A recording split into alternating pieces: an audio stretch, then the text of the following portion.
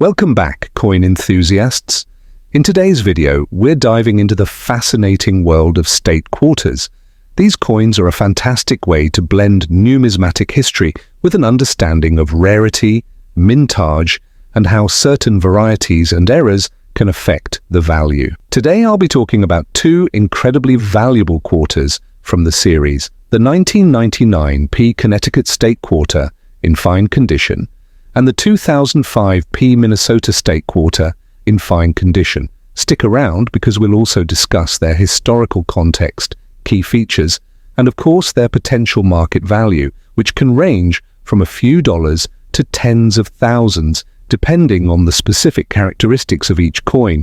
Let's jump right into it. 1999 P Connecticut State Quarter. The Connecticut State Quarter, released in 1999 as part of the 50 State Quarters program, is one of the most intriguing and valuable coins of its kind. The program itself was designed by the U.S. Mint to honor each state in the Union, with each quarter showcasing unique designs that reflect the history or significant landmarks of each state. Connecticut's design is a beautiful representation of the state's heritage, showcasing the charter oak, a symbol of the state's independence, where, according to legend, the charter for Connecticut was hidden to prevent it from being revoked by the British in the 1600s. But let's dig into the specifics of the 1999 P Connecticut State Quarter in fine condition. At first glance, it may not seem particularly special, especially in a more commonly circulated state. But don't let that fool you. The condition and certain errors or varieties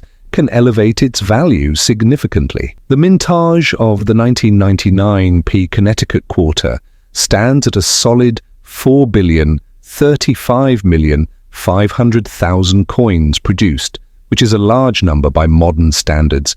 But it's important to note that not all of these coins were preserved in top condition. The 1999 P Quarter in fine condition specifically was likely in circulation for a good amount of time, showing wear on the details but still holding on to much of its visual appeal. Fine condition, for reference, means that the coin has moderate wear, with some of the finer details of the design being visible but softened. Now, in terms of rarity, the Connecticut Quarter might not initially stand out in a sea of similar releases. However, certain varieties and eras have caused collectors to take a closer look at this coin. Some Connecticut Quarters were struck with die varieties, meaning the minting dies used in the production of the coins were slightly different from one another, and this can impact the value of a coin depending on its specific features.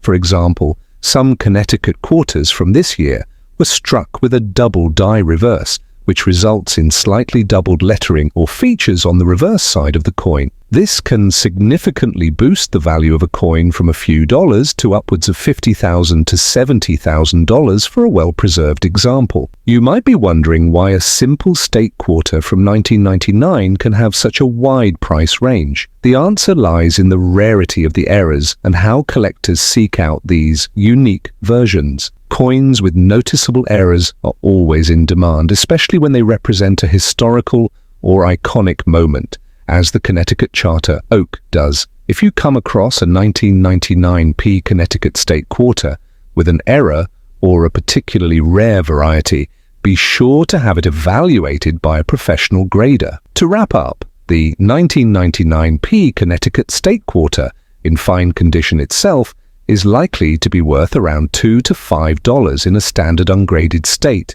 But keep an eye out for the error varieties. Those can be worth a whole lot more, especially for collectors looking for something truly unique to add to their collection. This coin's historical significance, paired with the potential for error varieties, makes it an exciting piece in the world of numismatics. The second coin, 2005 P Minnesota State Quarter. Now let's shift gears and talk about the 2005 P Minnesota State Quarter, another gem in the State Quarters program. The Minnesota Quarter was released as part of the series honoring each state, and its design features a wheat stalk and a moose, highlighting the state's agricultural and wildlife heritage. The wheat stalk is a nod to Minnesota's agricultural roots, while the moose represents the wild landscape of the state, It's a stunning coin with a lot of visual appeal, but it's the 2005p Minnesota State Quarter that really stands out for its potential value in the world of coin collecting. The mintage of the 2005p Minnesota State Quarter was approximately 774,600,000 coins, which is a much smaller mintage than the Connecticut Quarter, meaning there's less of it available in circulation today. This can make the 2005p Quarter slightly more valuable, even in fine condition, simply because fewer examples have survived in good shape. Speaking of condition, fine condition means that the coin has seen some use, with moderate wear on the design, but key features of the coin are still visible, including the state's unique elements like the wheat stalk and moose. While the quarter isn't pristine, it's still collectible in its own right, especially given its historical importance in representing Minnesota. Where this coin becomes truly fascinating is in its varieties and errors. Similar to the Connecticut Quarter, certain Minnesota quarters were struck with irregularities that make them stand out in a collector's eyes. For example,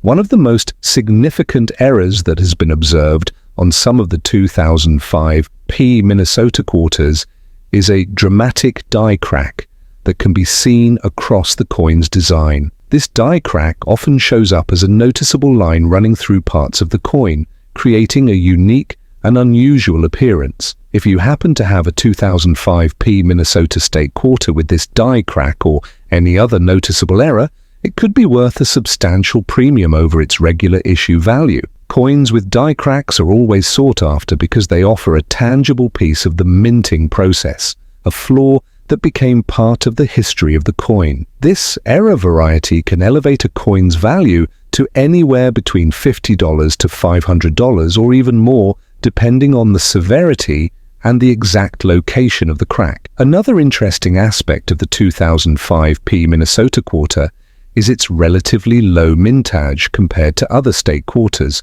With only about 774 million of these coins produced, collectors are naturally drawn to them because they represent a more finite quantity. Even in fine condition, the coin has the potential to fetch around $5 to $10, especially when graded and authenticated. But what makes the 2005p Minnesota State Quarter truly valuable for collectors is the variety of errors that have been found. Some coins exhibit off-center strikes, meaning that the design is not perfectly centered on the coin, which can create a visually appealing and rare variety. These off-center examples can push the coin's value well beyond its standard mintage price, with some examples worth over $1,000. Just like with the 1999p Connecticut State Quarter, the key to a valuable Minnesota quarter lies in its rarity, errors, and varieties. If you have a 2005p Minnesota quarter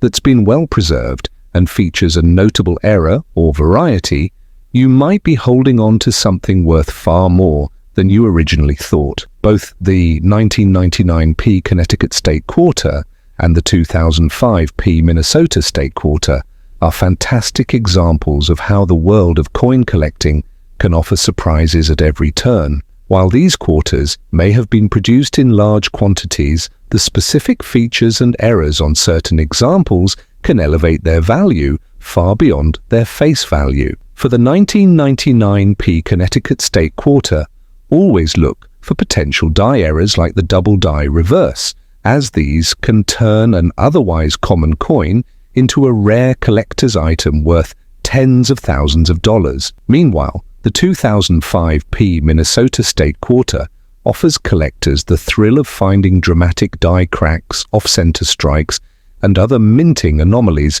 that can significantly boost a coin's worth. So, whether you're an experienced numismatist or a newcomer to the world of coins, always keep your eyes peeled for those valuable state quarters hiding right under your nose. You never know when a seemingly ordinary coin will turn into a treasure. Thanks for watching, and as always, make sure to like, subscribe, and hit the notification bell so you don't miss out on more fascinating coin stories. I'll see you next time here at NT Coins World, where we uncover the most exciting and valuable coins in circulation.